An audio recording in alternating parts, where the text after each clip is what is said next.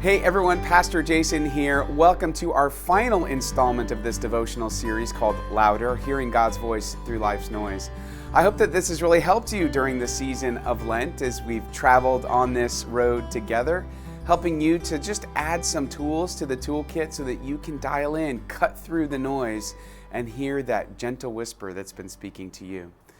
I can't believe we're already at the end of Lent and that we have Palm Sunday coming up. Just a reminder that if you've not registered for our in-person services, now's the time to do it. So go ahead and go to our website, towerhillchurch.org. You'll also need to go there to access our spiritual exercise that we talked about yesterday. So you need to go there anyway. Might as well register for services as well. Well, I want to start today as we get ready to talk about worship with a scripture we used yesterday. And by the way, if you haven't listened to yesterday's sermon, I want to encourage you, maybe you want to do that first. It's going to help give some context to what we're going to talk about today. But I love Eugene Peterson's translation of the Bible called The Message. Eugene Peterson, Presbyterian minister, and wanted a more common translation, but not a paraphrase of the Bible, rather straight from the original languages. What could be a more common way of translating? And so he wrote The Message. And I love how Jesus says these words in this translation. Jesus says, "Are you tired, worn out, burned out on religion?" Gosh, how many of us are, right? "Come to me, get away with me, and you'll recover your life. I'll show you how to take a real rest. Walk with me and work with me. Watch how I do it. Learn the unforced rhythms of grace. I won't lay anything heavy or ill-fitting on you. Keep company with me and you'll learn to live freely and lightly." Man, that is so powerful. And we talked a little bit about yesterday is that living freely and lightly, stop being burned out on our religious activity and rest in Jesus Christ. And what does it mean to rest in Jesus? It's really an act of worship. And I know for a lot of us, maybe you take a long time between visits to a worship service, whether it's online or in person, or maybe just the rhythm of your life is such that church sometimes gets squeezed out on Sundays. And I get it. This is a guilt-free zone happening right here. But that does have an impact on us, whether we realize it or not. And then we wake up one day and it's like, how did I get so far away from God? There's a really great example I found on Twitter, of all places. I mean, listen, the Lord uses Twitter sometimes. And there was a story about a building, which doesn't sound all that interesting, but I love this story. So the Indiana Bell building in 1930, which I think is owned by AT&T, they needed to upgrade to a bigger facility, but they couldn't interrupt the operations that were going on at the time. And so they decided they were going to move the old building and keep it functional to the back of the lot that they owned and start building the new building simultaneously. But they knew that they couldn't interrupt service, so everybody who worked in the building had to be able to keep working in the building. So they had to figure out a way to keep all the utilities on, everything not disrupt actual work, while they moved a giant 10-story building over to the back of a lot. But they did it. They moved the building, they made flexible hoses and things like that in order for the utilities to function, and the people inside the building continued their work. They moved the building about an inch or two an hour, and over the course of a month or two, the entire building had pivoted from its original location in the front of the lot turned all the way 180 degrees and then toward the back of the lot. It was really incredible. The most incredible thing is that the workers inside the building said that the movement was imperceptible to them.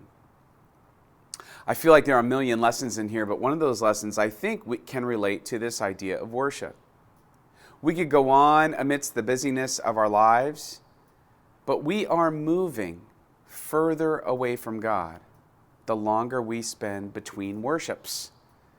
If we are only worshiping occasionally, you're moving further away. You might not perceive it, but we move further away from God. And I don't just mean attending worship services, as you remember from the sermon yesterday.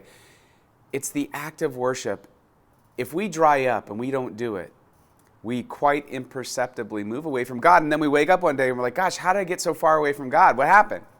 Well, maybe the answer is worship. Listen, we are wired for worship. This is how we've been created. And that's why we tend to worship all the wrong things, because sin has broken our desire to worship God. But we still need to fill that desire, so we start worshiping all sorts of things instead of God. And that is, of course, idolatry.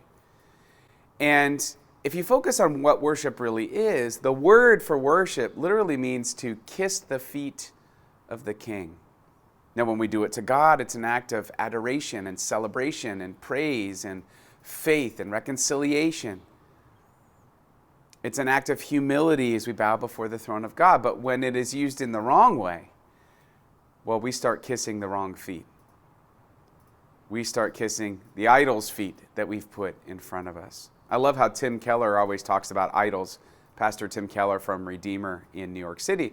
He always talks about idols as anything that you've placed above your love for God in any given moment is an idol. So it's not just a golden calf. We have infinite golden calves that we might possibly put up before God. And a lot of those things are good things in our lives, right? Well, what has God set up right from the beginning with us?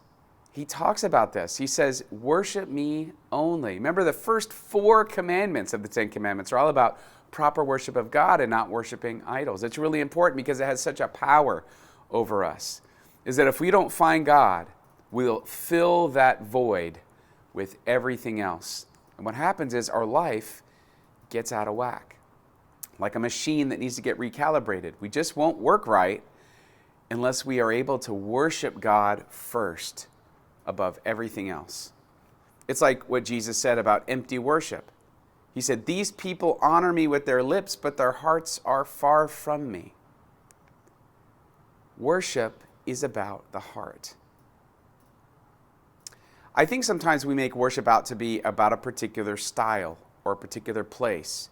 It's got to be in the sanctuary, in this particular way, at this particular time, and this is true and proper worship.